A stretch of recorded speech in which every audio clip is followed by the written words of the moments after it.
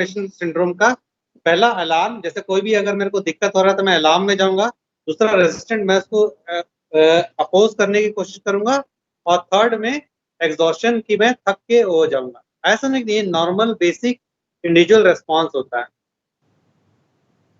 ये management of stress होता है, जिसमें एबीसी स्ट्रेटजी कहते हैं। सिंपल तरीके से ABC: awareness, balance and control.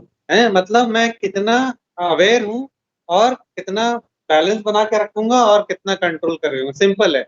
और स्ट्रेस इसलिए यहाँ पर देख रहे हो, 3 तरीके होते हैं: स्ट्रेस्ड हूँ, टेंस्ड हूँ, नॉर्मल हूँ और काम हूँ। ये बेसिक स्ट्रेस है उसके बना करके रखने के लिए। तो फर्स्ट मैं स्ट्रेस के बारे में अवेयर रहूंगा, दूसरा बैलेंस बना के रखूंगा, एंड थर्ड कंट्रोल है, उसके अलग अलग चीजें मैं डिस्कस करूंगा। तो फर्स्ट है awareness, ABC strategy. Awareness: what causes your stress and how will react to it. ऐसा में कि नहीं है कि कैसा होगा और कैसे होगा। बी में बैलेंस है, there is fine line between positive and negative stress and how much it cares before it becomes negative. तो कैसे आप लेते हो स्ट्रेस को, मैं जैसे पहले बताया ना, स्ट्रेस दो धारी तलवार है।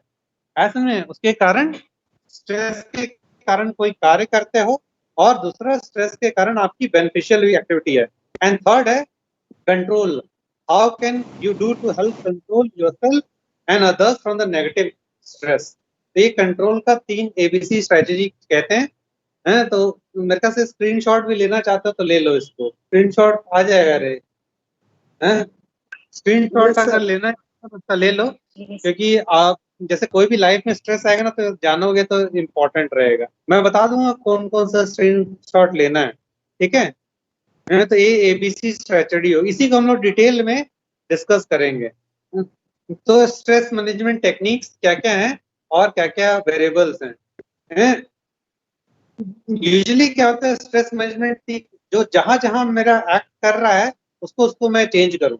अपनी थिंकिंग को चेंज करना है, अपने व्यवहार को चेंज करना है, और अपने लाइफस्टाइल को चेंज करना है। ऐसा नहीं कि नहीं है, बहुत ही सिंपल है। सोच, व्यवहार और लाइफस्टाइल। यूजुअली क्या होता है, सोच और व्यवहार को चेंज करना ज्यादा मुश्किल है, और अपने व्यवहार को चेंज करना ज्यादा आसान है। ऐसा नहीं कि नहीं है। तो लोग ये देख लेना रे, ये वाला पढ़ बाद में लिखना रे। समझ में आ रहा है कि नहीं है। तो अपने हर एक लोग सोचते हैं ना कि मैं थिंकिंग और बिहेवियर, अपना लाइफस्टाइल पहले अगर चेंज करोगे तो आपका सोच भी चेंज होने रहेगा, उसके अनुसार आपका बिहेवियर भी चेंज होने रहेगा। ये बहुत एटीट्यूड, थिंकिंग एंड बिहेवियर, ऐसा समझने के नहीं है। तो 3 वेज हैं, अगर जानोगे तो उसको आसानी से मैनेज कर सकते हो। पहला है थिंकिंग, इसमें बताया गया है थिंकिंग का। मैं सोचता हूँ थिंकिंग एक इम्पॉर्टेंट है। ये जो तीनों जो पार्ट है वो एक साथ चलना चाहिए। यूजली मैं पढ़ा तो रहा हूँ सेगमेंटेड और अलग अलग टॉपिक में, सब एक साथ जाएगा तभी मैं होलिस्टिकली ज्यादा इंपॉर्टेंट हो कर पाऊंगा। आ रहा है ना रे? हैं? आया नहीं अभी तक, आ गया, थोड़ा सा देरी लगता है। तो पहला है चेंज इन थिंकिंग, अपनी ब्रेन को चेंज करना है या सोच को बदलना। कहते हैं ना, मैं आप रात कुछ कर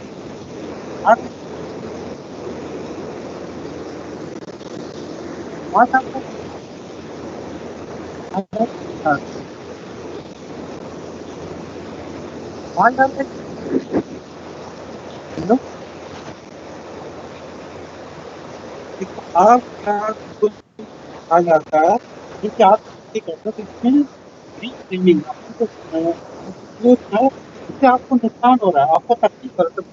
वाई नॉट इसको सही से फ्रेमिंग कर, वही सोच है लेकिन वो अलग से फ्रेम चेंज कर दो, दिखेगा अच्छा। तो वही सोच है, वही सोच के आप अपनी सोच को चेंज नहीं कर सकते हो। उसी को एक ऐसी दिशा दे दो कि मेरे को बेनिफिट और उसमें आसान नहीं है। ऐसा नहीं कि नहीं है। फिर चेंज थिंकिंग में जो रिफ्रेमिंग होता है उसकी बात कर रहा हूँ। इसे technique to which the change of a person looks at things in order to feel better about them. ऐसा नहीं कि नहीं है। तो कैसे एक क्या इंडिविजुअल को बोला जाए कि उसको बेटर महसूस हो। जैसे लड़के लोग को पूछा जाए कि तुमको कैसे बेटर महसूस होता है, क्या जवाब दोगे? कोई अच्छी लड़की देख ली तो उसका माइंड फ्रेश हो जाता है। सही चीज है। रिफ्रेमिंग, गलत बोल रहा हूँ हैं? तो it is very very important कि आपने कैसे सेट्स ऑफ क्राइटेरिया बना रखे हैं अपनी खुशी और वो सब के लिए। हर एक ना ऑर्डर बना रहे, ऐसा रहेगा तो मैं ऐसा रहूंगा, ऐसा रहेगा तो ऐसा बनूंगा, उससे आपको नुकसान हो रहा है। तो why not to change the reframe. एक चीज इसमें नहीं दिया हुआ है, रिफ्रेमिंग में बहुत इंपॉर्टेंट जो पहले ही बताया था, डिजायर, मैं क्या चाहता हूं। जब तक मैं चाहता हूं को रिफ्रेम नहीं करूंगा तो मेरे थॉट्स की चेंजिंग और रिफ्रेमिंग नहीं होगी। ऐसा समझने के नहीं है। फिर जो दूसरा ही बात क्या है कि मैं सर्कमस्टेंसेस को कैसे इंटरप्रेट करता हूँ। ऐसा समझने की नहीं, लाइफ में कोई भी सही या गलत होगा। जैसे अभी कोरोना चल रहा है तो मैं इसको कैसे इंटरप्रेट करूंगा अलग है। जैसे कहते हैं ना, कोई भी सिचुएशन आता है आपके ऊपर है, आप रोना चाह रहे हो गाना चाह रहे हो, कोई भी सिचुएशन है, और वही आप परसीव करोगे। ये रिफ्रेमिंग के लिए कि अपने दिमाग को नए तरीके से सोचना है, वो भी इम्पोर्टेंट। जो पहला तरीका गड़बड़ है, why not to change it out. फिर दूसरा है चेंज ऑफ थिंकिंग में, उसी में है reframing doesn't change the external reality but help to view thing in a different light and less stressfully. अलग तरीके से देखने और वो सब करने के है। Challenge beliefs and put into right perspective. जो भी बिलीफ है उसको चैलेंज करिए एक बार, उसको सही से देखने की कोशिश करिए। आ रहा है ना रे? लैंडस्केप में कर देगा तो ज्यादा बेटर नहीं होगा? आ रहा है लैंडस्केप में? है चल। फिर उसी में जो पहला था रिफ्रेमिंग, जो सेकंड है पॉजिटिव थिंकिंग। है समझ कि नहीं है? तो पहला तो रिफ्रेम, मैंने जो सेट्स ऑफ सोच थी उसको मैंने सही से वो कर दिया। अब दूसरा है अपनी सोच को सही वो करूंगा। पहला है ये भूल जाना, powerlessness, rejection, despair and failure. आया समझने के नहीं है? मेरे में कोई ताकत नहीं है, कोई मेरे को मानता नहीं है, मैं बिल्कुल, मेरे पास कुछ नहीं है, मेरे को कमी हो रहा है, ये अगर आ जाएगा तो डिप्रेशन के लिए वो करेगा। जैसे डिप्रेशन में हम लोग कहते हैं is the cycle of hopelessness. मतलब अगर मेरे को प्रॉब्लम हुआ तो मैं मेरे से कुछ नहीं होता है, एक साइकिल चालू हो जाएगा, मेरे से हो नहीं पाएगा। कोई भी स्ट्रेस आता तो मैं डिसाइड करूंगा कि मेरा कॉन्फिडेंस लेवल कैसा है। ऐसा समझने के लिए हर एक में पावर, डिसेक्शन, फेलियर, हर एक लाइफ का स्ट्रेस मेरे को एक्चुअली वो टेस्ट करता है। ऐसा समझने के लिए है। Stress leaves us vulnerable to negative suggestions and focus on perspective। ये बहुत इंपॉर्टेंट है अभी के जमाने में।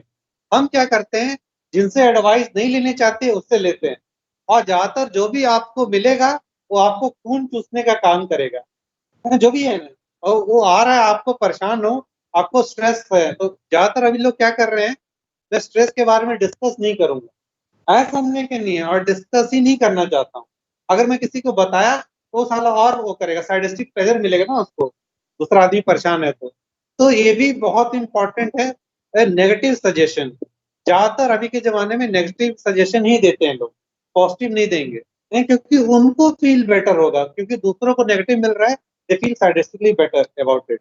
वो अपना वो पॉजिटिव थिंकिंग में चल जाए, कोई नुकसान हो रहा है किसी का। ये इंपॉर्टेंट है किसकी सोच लें और किसका वो करें। And focus on your strength, जो आपकी स्ट्रेंथ है उस पर फोकस करें। तो इसलिए कह रहा हूँ ये नॉर्मली बताया जाता है और उसी का पार्ट है, ये बहुत इंपॉर्टेंट है। यस आई कैन, ये मेरे ख्याल से ना कोई वो था, बराक ओबामा का वो था पॉलिटिकल लो, फिर यस आई डिड इट। इसमें बहुत इंपॉर्टेंट है, मैं कर लूंगा या मुझसे हो जाएगा। अगर नहीं है तो मैं कोशिश तो जरूर करूंगा। आया समझ में कि नहीं है? वो बहुत इंपॉर्टेंट है पॉजिटिव थिंकिंग के लिए। फिर इसमें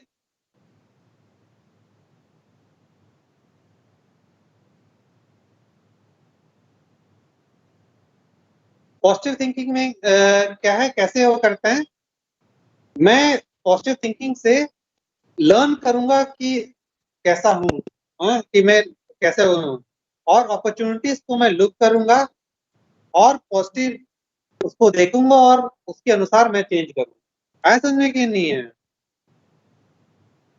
चेंज योर बिहेवियर, पहला था चेंज योर थॉट, उसमें रिफ्रेमिंग, और दूसरा था पॉजिटिव थिंकिंग। अब है व्यवहार को चेंज करना। ये ज्यादातर क्या होता है, मैं किसी से व्यवहार किया है, फिर या किसी के साथ में हो रहा और फिर वो क्या होता है मेरे अंदर ही, मैं अपने अंदर में रहूंगा, इसको ना बोलना चाहिए था, हाँ बोलना चाहिए, इसको क्या करना चाहिए था, उसके कारण परेशान होंगे। आया समझे कि नहीं है? वो बहुत इंपॉर्टेंट था। इसमें बहुत से बी असर्टिव, असर्टिव मतलब अपने नहीं है, इसमें कहते हैं बी असर्टिव मतलब पावर ऑफ सेइंग नो। मतलब ये नहीं बोले मेरे अनुसार हो, ये नहीं बोलना चाह रहा हूँ, मैं कहना चाह रहा हूँ कि क्या बोलूं मैं, ज्यादातर ना, अभी कहते हैं ना, अभी के जितने स्ट्रेस हैं, कोई भी स्ट्रेस लेता है वो इसलिए लेता है कि वो हाँ बोलने वाला आता है, ज्यादातर हाँ बोल देते हैं, नहीं भी कह के हम लोग हाँ बोल देते हैं, क्योंकि कोई अगर मैं हाँ बोल दूंगा तो दूसरा आदमी मेरे को यूज कर लेगा। मैं इसमें डिस्कस नहीं किया हूँ, इसको कहते हैं ना, लाइफ में सबसे खतरनाक चीज जो बोलते हैं आपके स्ट्रेस को करेगा, वो रहता है कोई मेरे को यूज कर लिया है, और तुम किसी को बोल भी नहीं सकते हो। तो इसको कहते हैं पावर ऑफ नो है, बी असर्टिव। हाँ के लिए नहीं, नो के लिए, नो के लिए मतलब नहीं। अगर नहीं भी शुरू में कह पाओगे तो आप जो साइकिल है आगे का वो रुक जाएगा।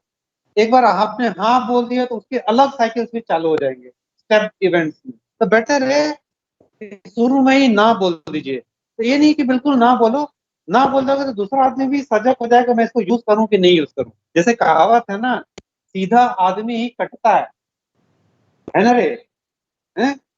मैं तो उसी में वो है। दूसरा है असर्टिव में, ना बोलो तो टेढ़ा लगोगे तो तेरे को कोई परेशान नहीं करेगा। है तो जैसे मेरे को सिर्फ उसमें कोई नहीं, सोचते हैं 10 लोग बोलने के पहले, मैं तो खा जाऊंगा।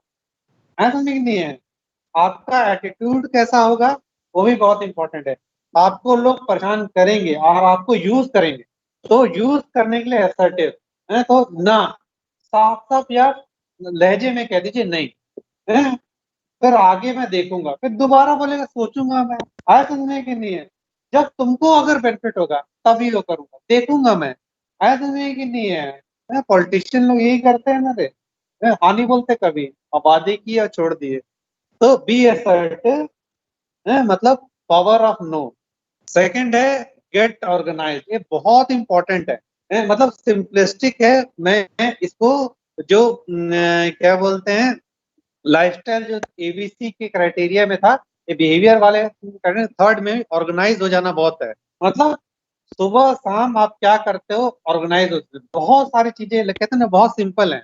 आप अगर ऑर्गेनाइज रहोगे तो बहुत कुछ आपको मैनेज और ट्रीटमेंट, बहुत बार मैं करना नहीं चाहता हूँ, लेकिन मैं ऑर्गेनाइज, इतने समय नहाना है तो नहाना हो जाएगा, खाना हो जाएगा। लड़के लोग को कितना मुश्किल है उतना आ करके, लेकिन ठंडा है तो आराम से ऑर्गेनाइज होके कर लोगे। ऐसा नहीं, लड़के लोग को छोड़ दो, खाली रहेगा तो क्या करोगे, सोते रहोगे साला, और कुछ नहीं है। ऑर्गेनाइजेशन ऐसा नहीं कि नहीं, जैसे कोई आने वाला रहता है हॉस्टल में, बंद है उनके रूम में जाओगे ना, तो कहते हैं पिग जहाँ रहते हैं उसको क्या बोलते हैं रे, पिग स्टे कहते हैं ना, पिग जो रहते हैं वैसा रूम में। आप कोई बोले कि टेस्टिंग होने वाला है या कोई आने वाला है, देखो ऑर्गेनाइज हो जाएगा, बिल्कुल झाड़ू लग जाएगा, वैसा हो जाएगा। मतलब फीमेल्स यूजली ऑर्गेनाइज होती है। तो ऑर्गेनाइज रहना बहुत सिंपल है, और उसमें बहुत सारे जो होता है कि ना, मैं पहले ही तुमको स्ट्रेस में बताया था, बेसिक जो स्ट्रेस होते हैं, जो अंदरूनी स्ट्रेस होता है, उसको आप ऑर्गेनाइज से आप कम कर सकते हैं। जो थर्ड है वेंटिलेशन, ये एक्चुअली चेंज ऑफ बिहेवियर का ना, ये अलग से मेरा वो है, कोपिंग स्किल्स है, इन्होंने सिंपल किया हुआ है। अलग से कोपिंग स्किल्स हैं, या फिर डिफेंस मैकेनिज्म में आता है, उसको कहते हैं मेच्योर डिफेंस मैकेनिज्म, उसमें आता है, उसमें भी डिस्कस अलग से कर सकते हैं। वेंटिलेशन है कि जो भी आपकी प्रॉब्लम है वो अंदरूनी वो मत करो, जैसे कहते हैं ना वेंटिलेशन में कहते हैं रोना। वेंटिलेशन में लोग क्या करते हैं, दूसरे, मेरे को किसी ने झाड़ा तो मैं किसी और के ऊपर झाड़ दिया, वो डिस्प्लेसमेंट, वो गलत चीज है। जैसे रोना is a very good thing है। लड़के लोग को पता लगेगा मेंस डोंट क्राई, है ना रे, ऐसा नहीं है। रोना एक भाव है जिसके कारण जो भी आपका इमोशंस है डैम का, जो आपको ही नुकसान करेगा, है ना, तो बेटर है उसको सही डैम को देखो ना। कंट्रोल डैम का मतलब क्या होता है कि नहर निकले जिससे मेरा फर्ज हो जाए। तो रोना एक नहर है, उसको डायरेक्शन दे दो सही से। है समझ में कि नहीं है? जैसे फीमेल्स हैं, बहुत है, एग्जाम खराब हो रहा है, रोना, चलो पास हो गए, वही है वेंटिलेशन। कैसे आप वेंटिलेट करते हो वो भी बहुत इंपॉर्टेंट। वेंटिलेशन मतलब कोप अप कैसे करते हो आप। जो स्ट्रेस एक एनर्जी है उसको कहाँ डायरेक्शन या चैनलाइज करते हैं। वेंटिलेशन में एक नाम आता है, उसको कहते हैं सब्लिमेशन। मैच्योर डिफेंस मैकेनिज्म में है, तो मैच्योर डिफेंस मैकेनिज्म में सब्लिमेशन आता है।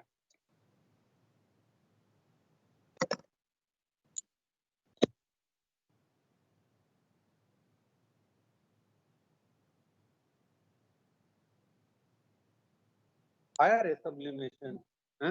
सब्लिमेशन कहते हैं, वो भी बहुत इंपॉर्टेंट है। एक है क्राइंग और एक है सब्लिमेशन। ऐसा नहीं कि नहीं है। फिर ह्यूमर आसान नहीं है, बहुत ही मुश्किल है। हर एक चीज को ह्यूमर में लेना है और ह्यूमर को मैनेज करना, वो भी इम्पोर्टेंट है।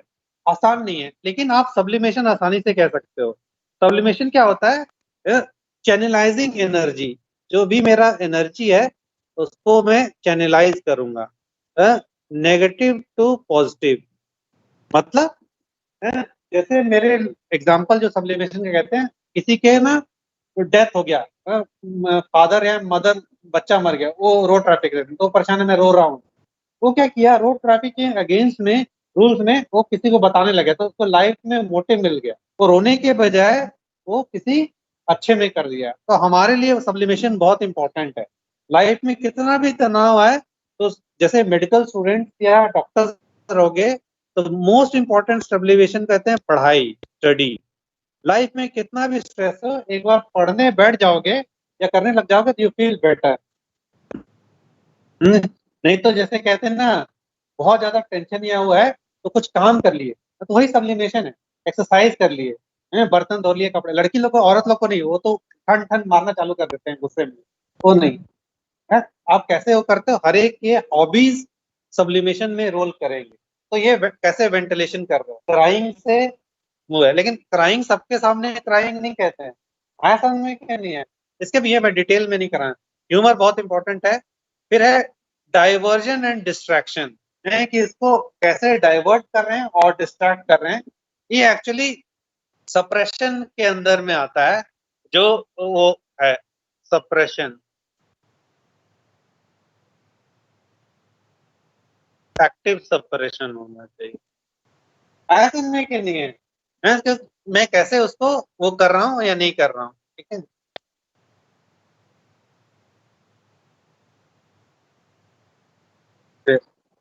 ये तो बहुत आसानी है, चेंज योर लाइफस्टाइल। आया समझ में कि नहीं, और सबको पता है।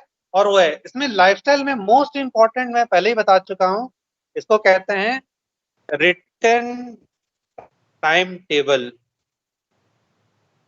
नहीं आ रहा है? नहीं आ रहा है, बाद में आ रहा होगा रे, कुछ देर बाद में। इसके पहले वाले में है क्या? है इसमें क्राइंग और ये सब है क्या? है? है? तो कुछ देर बाद में आएगा वो, क्योंकि लैग है ना। तो रिटर्न टाइम टेबल होना है साइकेट्री में। जैसे जितने भी पेशेंट देखते हैं उनको हम लोग कहते हैं रिटर्न टाइम टेबल। बहुत ही सिंपलिस्टिक है। और उसी में सारे चीजें आ जाएंगे। तो आप एक जो स्ट्रेस है, इनहेरेंट स्ट्रेस कहते हैं हम लोग, कि बहुत सारी जो नॉर्मल एक्टिविटी का स्ट्रेस है वो खत्म हो जाएगा रिटर्न टाइम टेबल में, क्योंकि रूटीन को मैं फॉलो करूंगा। इसमें बहुत सारी तरीके हैं जो आप आसानी से कर सकते हैं, लेकिन रिटर्न टाइम टेबल अगर आप फॉलो करोगे तो सबको पता है डाइट मतलब खाना क्या खाना चाहिए। दिक्कत ये क्या होता है, जब भी मैं स्ट्रेस में रहूंगा, मेरे को क्रेविंग होगा। हाँ, जब भी होता है क्रेविंग होता है ना, क्या खाऊं, वो भी बहुत इंपॉर्टेंट है। जैसे बहुत ज्यादा स्ट्रेस है तो हम लोग कहते हैं ORS। बहुत मेरे को टेंशन है, मेरे को तुरंत रिलीफ चाहिए, तो मैं ORS ले लूंगा। नहीं तो जैसे हमारे यहाँ कहते हैं ना, नींबू पानी ले लेना, जैसे कुछ भी होता है तो पानी पी लेना। हाँ, ये भी बहुत इंपॉर्टेंट है लाइट डाइट के हिसाब से वो करने के लिए, स्ट्रेस को रोकने के लिए, कि मैं कैसे वो कर पाऊंगा। आया समझ में कि नहीं है? ज्यादातर क्या होता है, वो सेम नेगेटिव एनर्जी है, सब्लिमेशन मेरा अगर सही है तो वो कर सकता हूँ। ये ज्यादातर है, वो क्या करेगा, स्मोकिंग, अल्कोहल, वो तरह के लिए, स्ट्रेस के लिए जाएगा। एक्सरसाइज सब्लिमेशन के लिए बहुत इंपॉर्टेंट है। सेम रिटर्न टाइम टेबल होगा तो उसी में आ जाएगा। Exercise is very very important. जो आसानी से कहते हैं, जितने हम एंटी डिप्रेसेंट देंगे, जितने वो देंगे, उसमें सारे होते हैं। ये हमारा मूड को एलिवेट करता है, ऐसा समझने के नहीं है। और हमको दिशा देता है, ऐसा थिंकिंग के लिए टाइम हो जाता है। जो एंट्रोपी है उसके लिए सब्लिमेट करता है, मतलब एंट्रोपी स्ट्रेस का एनर्जी है उसके लिए। स्लीप होना बहुत इंपॉर्टेंट है। स्लीप को हम लोग जैसे कहते हैं ना, मोबाइल में होता है ना रीस्टार्ट, देखे होगा ना, कोई भी पंगा होता है तो हम लोग क्या करते हैं, अरे रिस्टार्ट दबा देते हैं। तो उससे क्या होता है, दोबारा से वो चालू हो जाता है। तो स्लीप इसे वेरी इंपॉर्टेंट हो। और हम चाहते हैं, देखना, स्ट्रेस जब भी होगा, मैं क्या करता हूँ, सो करके उसको उबरने की कोशिश करता हूँ। ऐसा करने के नहीं है, सो लूंगा तो मैं सुबह होऊंगा, लेकिन फिर से वही चालू नहीं, लॉकडाउन नहीं होना है। पॉजिटिव होकर के, मैं पहले ही बताया था, लाइफस्टाइल के साथ में अपनी पॉजिटिव थिंकिंग और बिहेवियर को भी चेंज करना। सिंपलिस्टिक है, लीजर, अपने लिए टाइम, लड़कों लोग के लिए नहीं, साला सोते रहते हैं, नहीं नींद आ रहा है फिर भी सोते रहेंगे। हैव टाइम फॉर योरसेल्फ, अपने आप को अगर टाइम दोगे तो बहुत इंपॉर्टेंट है। अभी तो सबके पास टाइम ही टाइम होगा ना रे, अपने लिए सो करके टाइम बता रहे हो, नहीं कोई पढ़ाई वढ़ाई नहीं हो रहा है, क्लास हो रहा है। रिलैक्सेशन, ऐसा समझने के नहीं है। ये रिलैक्सेशन के लिए बहुत सारे लोग वो करते हैं कि योगा से लेकर के कैसे हो रहा है। तो इसमें मोस्ट इंपॉर्टेंट कहते हैं, इसको कहते हैं डीप ब्रीदिंग। योगा का अलग से वो भी पार्ट है, डीप ब्रीदिंग। जैसे कहते हैं ना, नॉर्मल जो ब्रीदिंग ले रहे हो उसको रिड्यूस कर देना। तो हम लोग क्या करते हैं, 6 to 8 पर मिनट। इसी को करोगे ना, बहुत सारा वो कम हो जाएगा। योगा का मेन है सांस में कंट्रोल। जब भी मैं सांस में धीरे धीरे लूंगा, धीरे धीरे छोड़ूंगा, तो काफी रिलैक्स हो जाऊंगा। लेकिन आपका सब्लिमेशन और जो तरीका है वो साथ साथ चलेगा, तो आपको बहुत आसानी से होगा। तो ये आसानी से थिंग्स हैं जो मैं कंट्रोल कर सकता हूँ।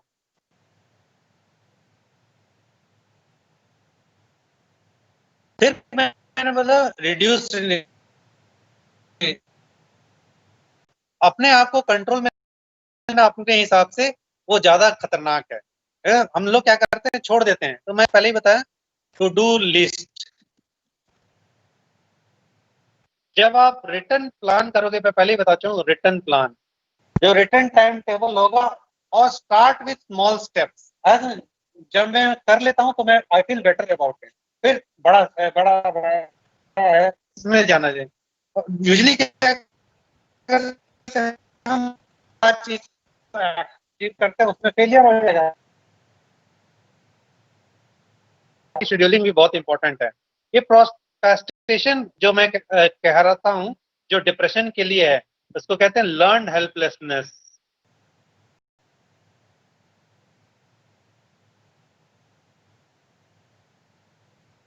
मतलब मैं अपने आप को ना कोसना चालू कर देता हूँ, कुछ भी अगर होगा तो कोसना चालू कर दूंगा। ये ज्यादा डेंजरस है, ऐसा समझने की नहीं है, हैं? और कुछ भी अगर गड़बड़ हुआ तो कोसना। सोचो यार, समाज में हर एक कोई तो आपको कोसना, कोसेगा ही। खुद कोसने लग गया तो बचोगे क्या? समझने की नहीं है। आपने नोटिस किया होगा, जितने भी लोग से आते हो, सबको आपसे कुछ ना कुछ चाहिए। उनको नहीं मिलेगा, आपको पूछना चालू कर दोगे। आपको तो खुद से कुछ चाहिए, वो नहीं मिलेगा और पूछना, तो कैसे बचोगे फिर? हम्म? तो खुद को बचा के रखना भी बहुत इंपॉर्टेंट है, जैसे कहते हैं स्ट्रेस को करने के लिए। रियलिस्टिक होना भी जरूरी है, जो मैंने पहले ही बता दिया है सब। क्या बोलते हैं, मैं कितना चाहता हूँ, कितना नहीं चाहता हूँ, डिजायर, वो भी इंपॉर्टेंट है। इम्पोर्टेंट थिंग्स फर्स्ट, उसमें भी वो है। अगर नहीं जा रहा तो जैसे मैंने बताया कि स्मॉल टारगेट्स वो करोगे तो ज्यादा आसानी से कर पाओगे।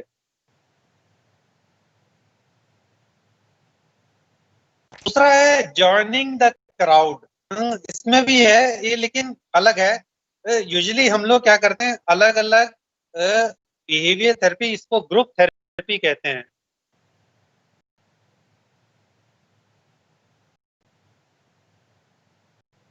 इसमें क्या होता है, बहुत सारे लोग जो प्रॉब्लम झेल चुके हैं एक साथ मिलते हैं और अपने एक्सपीरियंसेस शेयर करते हैं और उन्होंने कैसे इसको उठा है उसको करते हैं। जैसे अल्कोहल अल्कोहलिक एनोनिमस करते हैं, मतलब जो दारू छोड़ चुके हैं उनको दारू छोड़ने में क्या दिक्कत हुआ है। इसमें ही क्या हो रहा है, जैसे किसी को ना पीटीएसडी ग्रुप होते हैं, बहुत सारे जिनके साथ रेप हो चुका है और वो ग्रुप बनाए कि उन्होंने कैसे टैकल किया और वो किया, जिनके लॉस हो चुके हैं, तो बहुत ही इंपॉर्टेंट है।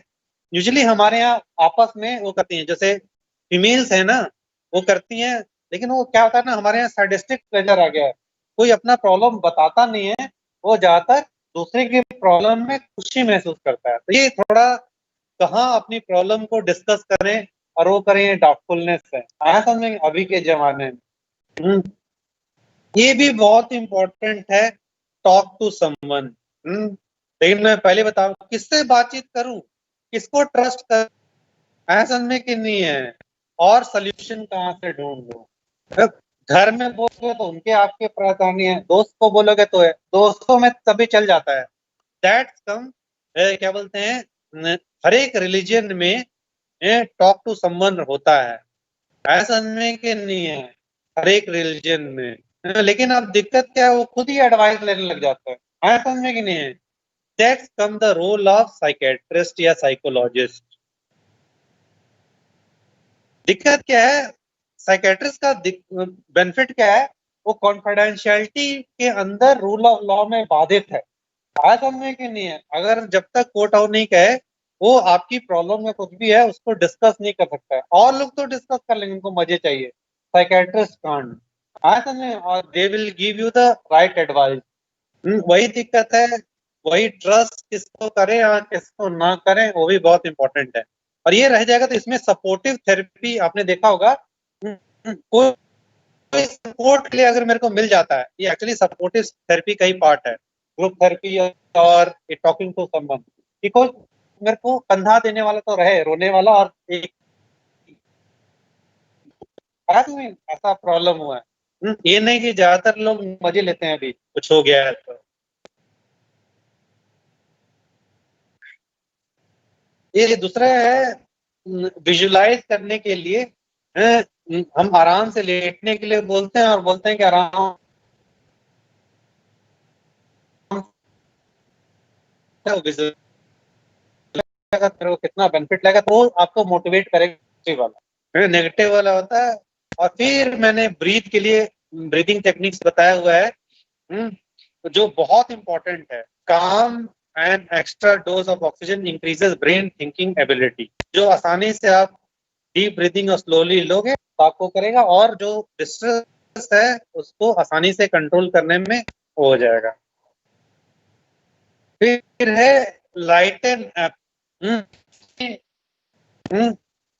जो भी गुस्सा हो रहे हैं कूल डाउन के लिए जरूरी है समय वो करना, है समझ में क्या नहीं है।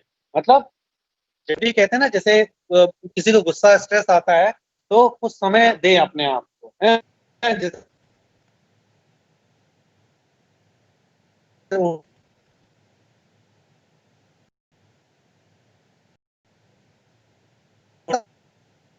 मोस्ट इम्पोर्टेंट है जो मैं यूज कर रहा हूँ,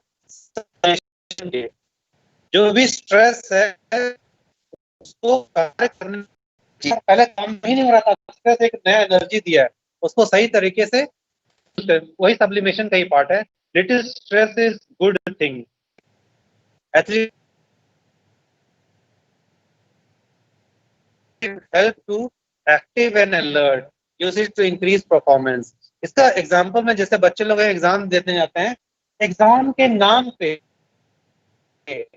पढ़ाई हो जाती है, ऐसे पढ़ाई करना कितना मुश्किल है, अभी के जमाने में पढ़ाई मुश्किल है, पढ़ाई हो नहीं पा रहा है, ऐसा नहीं। लेकिन एग्जाम जैसे आ जाएगा, एक पेज नहीं मुझसे पढ़ा जाता था, नॉर्मली एग्जाम का डंडा है, ये डंडा ही है, हमारे यहाँ डंडा है, स्ट्रेस इज डंडा। जब तक डंडा लगेगा नहीं, मैं चाहे कहीं से भी आए, तो यूज इट एज अ डंडा और स्टडी। ये अब कंट्रोल स्ट्रेटजी है, कि मैं कैसे वो करूं। 3C कहते हैं, कंट्रोल, कमिटमेंट एंड चैलेंज। मतलब कंट्रोल, कमिटमेंट, मैं कमिटेड हूं और मैं चैलेंज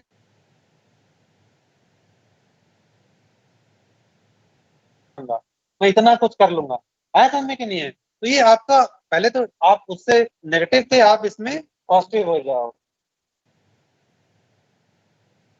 कंक्लूजन बहुत आसान है you can not control what happens to you. है समझने के नहीं है लोग, मैं पहले ही बता दे रहा हूं, ये बहुत इंपॉर्टेंट है जो मैंने लिखा हुआ है, एटीट्यूड चेंज एवरीथिंग। है समझने के नहीं है। बड़े बड़े भगवान लोग आए हैं, सब लोग मार खा के गए हैं, किसी के अनुसार कभी टाइम चेंज नहीं हुआ है। आप क्या कर सकते हो, आप अपने कंट्रोल को चेंज कर सकते हो। है समझ में कि नहीं है। और मास्टर आप खुद बन सकते हो, कोशिश तो कर ही सकते हो। और दूसरा जो अभी के इम्पोर्टेंट है, कंपैरिजन। चलो बचपन से वो तक हर एक पेरेंट्स लोग कंपेयर करते रहते हैं, खुद आप जिम्मेदार। Note, everyone is unique, accept and respect your uniqueness. हर एक लोग अलग हैं, और हर एक के अलग यूनिकनेस है, उसको रेस्पेक्ट करिए और आगे चल के वो करिए। तो स्ट्रेस को आप बहुत तरीके से आसानी से वो कर सकते हो गया ना रे। चलो समझ में आ रहा है कुछ, कहाँ गया। Yes sir. Yes, sir. हैं? Yes, समझ sir. में Yes, sir. अभी कोरोना काल में, और तुम लोग की तो बजेगी स्ट्रेस बहुत होगा एग्जाम में, होगा ना रे। Yes sir. हाँ तो फाइनल ईयर है, हाँ तो बहुत बजेगा। तो सही से लो। और बहुत सिंपल है, एक रूटीन अभी चालू कर दो लिखना, है कि कैसे रूटीन आप करोगे और कैसे रूटीन नहीं करोगे। ऐसा में कि नहीं है, अभी लिखना रखिए, तो तरीके से होगा, ज्यादा आसानी से मैनेज हो। ठीक है। यस। हाँ।